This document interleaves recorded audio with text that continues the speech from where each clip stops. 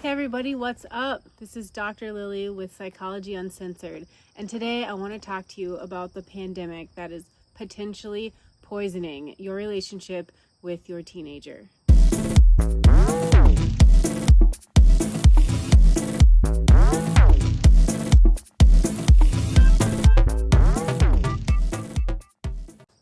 I want to start off today with just a short thing about validation.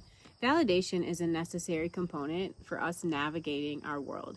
And I know that there's a lot of mixed feelings out there about over or under validation. And over or under validation can create significant personality struggles in any individual. But validation is also necessary.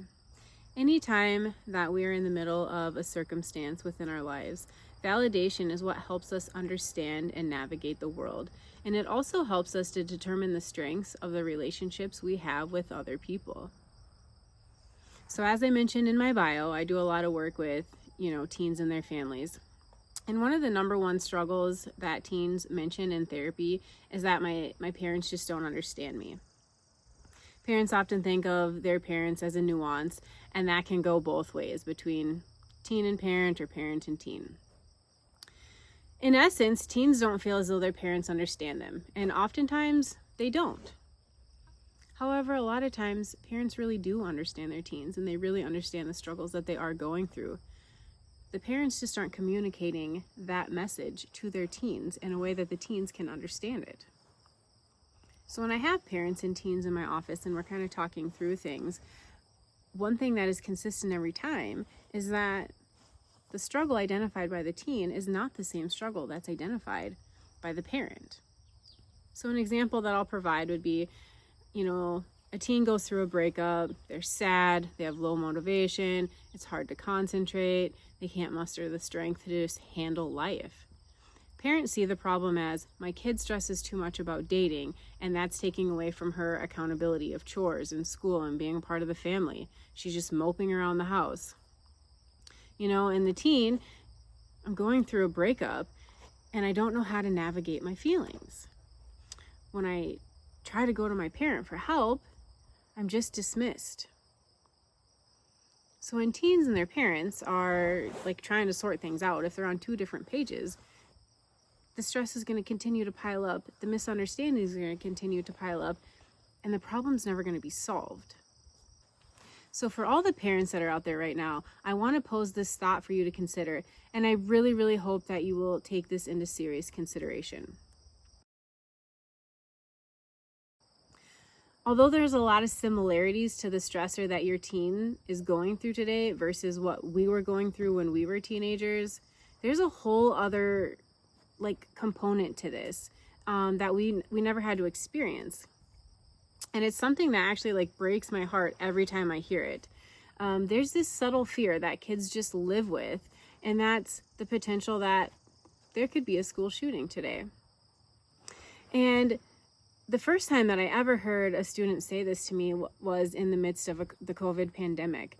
And since then, it has come so prevalent in my office that I often do parenting education on parents advocating for their teens for their safety in their school. But on a side note, that's something that my generation and all the ones, before me, that wasn't something that we really thought about, considered. And it wasn't something that we woke up with every single day and went to school with. And even if you are that parent that found that fully secured school with armed guards and there's absolutely no potential that this could happen, this is still real life for us and for our teens. But on top of that, there's all the normal stressors that, a lot of us potentially went through as teens, right? Do people like me? Am I being judged? Will I make varsity? And so on and so forth. Another stressor that kids live with today that we didn't have to live with back in the day is navigating a world of notifications. And no, the solution is not to just delete all your social media and move forward in life, because notifications are coming from school, attendance, teachers, grades, sports, band practice, and play practice.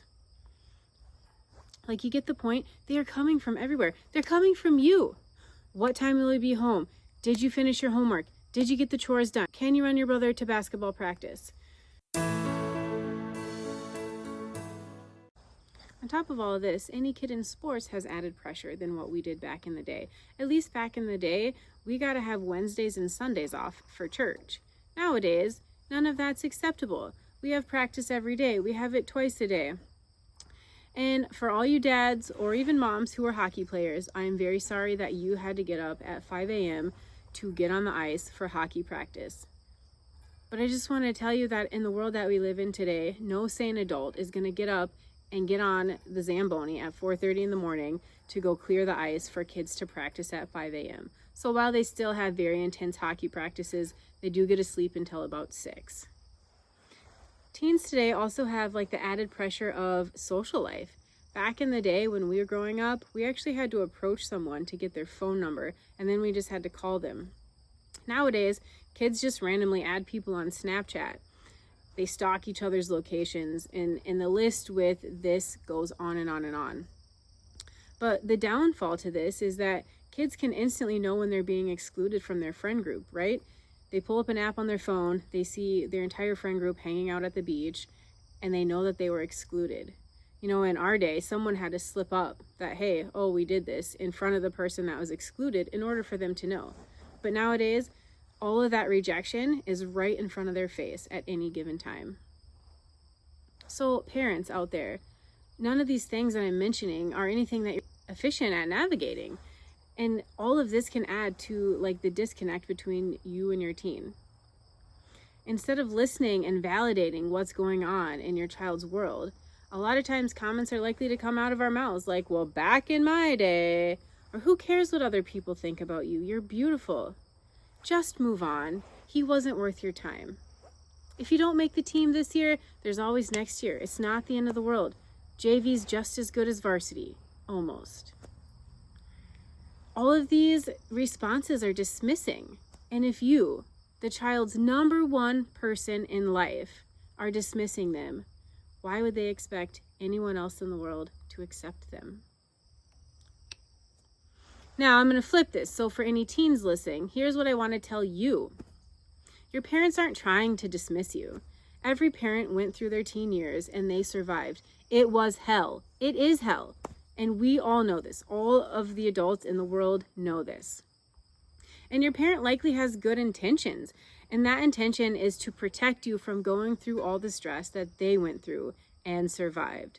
They want to save you from all the teenage problems. But the problem is they forget.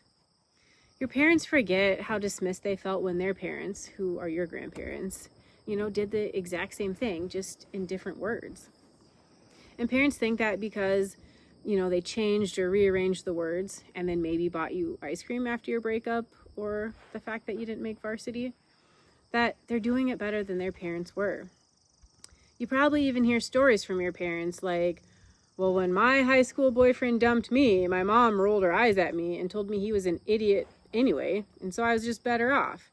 So when your parent takes you out to buy ice cream and use softer words, they think they're doing better than what their parents are. But parents, it's not. It's not better. So parents, I want you to try to remember being a teenager, or even consider something that you're going through in life right now. We don't want to be dismissed and we don't want to be fixed. Well, at least not in the moment. We just want someone to care. Smile at us, give us a hug, take a day off work and go shopping. Maybe just say, I'm sorry you're going through all of this. How can I help? All right, so at any given moment, when a parent and their teen come into the office together, they're fighting two different battles. So we've established that. Another sidebar is it's often a fight to get teens to let their parents into the office. Kids are very fearful of speaking up and being vulnerable to their parents. I often hear comments like they don't care enough, or they're just going to come in here and act fake. Nothing's going to change when we leave. So I often have to convince kids to trust me to help them navigate with this piece. And a lot of times I share with them this thought. And parents, this is something else I want you guys to think about like really deep and reflect on it. At home, parents are the king and queen of the castle. They rule the roost. They lay down the law. It is their land. And that's the truth. So when they come into the therapy office, they're not being fake. They're just being accountable. Here we are in a therapy office. There's a doctor sitting in the chair over there. There is a way I'm supposed to act. But what encourages the accountability piece to anything that we discuss or decide in therapy is a follow-up session when we come back and talk about how things went. And parents, this is important. At home, you are the king and queen. Who is checking on you and who is helping you to be accountable? If your teen yells, you ground her for a week. But where did she learn that from? I also hear comments like, well, if my son wouldn't have pissed me off, I wouldn't have had to yell. And this is another wake up mom and dad moment, because this statement isn't in any way exhibiting an emotion regulation skill. If you can't do the skill, what makes you think that your teen can? So think about this. Life is hard enough when you are a teen, but I want to tell you why it's even harder as a teen than it is an adult. The emotion regulation center of your brain is fully developed in your teen years. However, your logical thinking and your problem-solving area of your brain is not fully developed. So in any given situation, especially an emotionally charged situation, biology has set you up to fail. All the emotions are pouring through you at a rate that you can't even process and solve. I'll share with you guys my most accountability moment as a parent. And this happened when my oldest son was about 12 years old.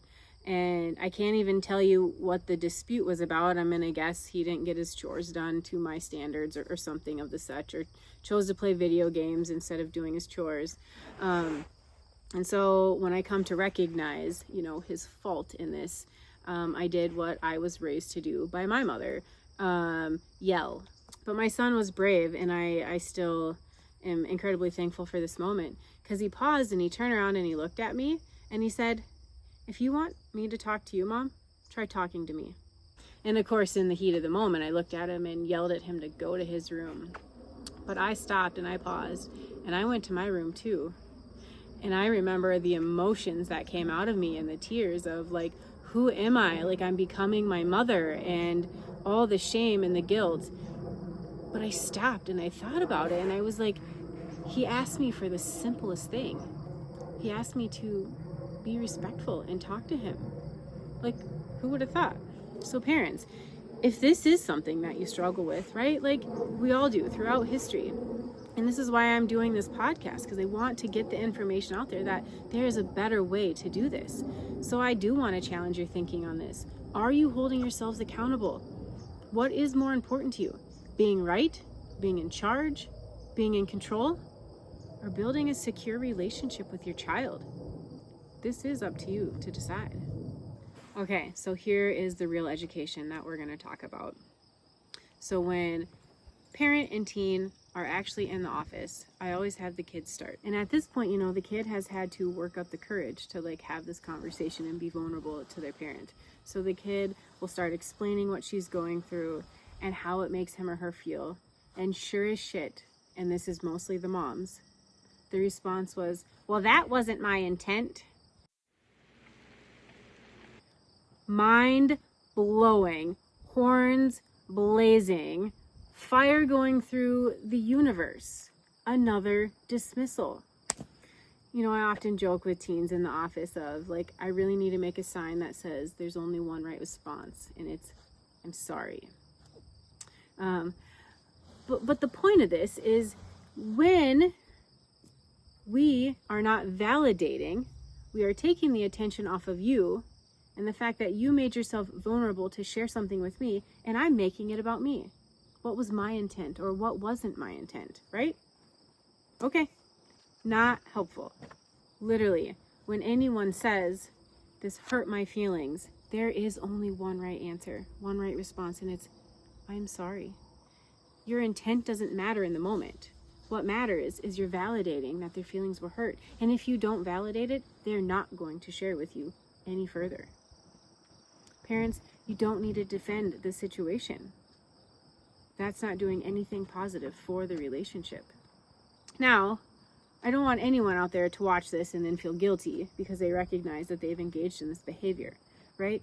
Up until you have the information, we often don't know better. No one taught us this skill, right? But you now have the education. So take this and use it in real life. When your kid comes to you and talks to you about a breakup and feeling heartbroken, don't dismiss them. And don't ever use the phrase, he wasn't good enough for you anyway. It wasn't gonna last forever. Like reality check, teens already know that. They don't feel that, but they know that. But that's not what matters anyway. What matters is the broken heart. Respond to that. And how do we respond to a broken heart? Compassion, empathy, kindness, understanding. When these seemingly small things occur and they're handled wrong, just a little bit of disconnect and resentment start to poison the relationship. And then each subsequent time something comes up, which with teenagers is frequently, a little more resentment and disconnect come in. And this continues to happen until the parents and the teens are on opposing sides. Don't wait till you're the enemy. Fix it now. Be their person. You guys, thank you for taking time to watch this video. I really hope that you got something out of it and it will impact your life in a positive manner. If you guys like this video or found anything helpful, like and subscribe and share it with a friend who could maybe use this information. I hope you guys all have an amazing week. Peace.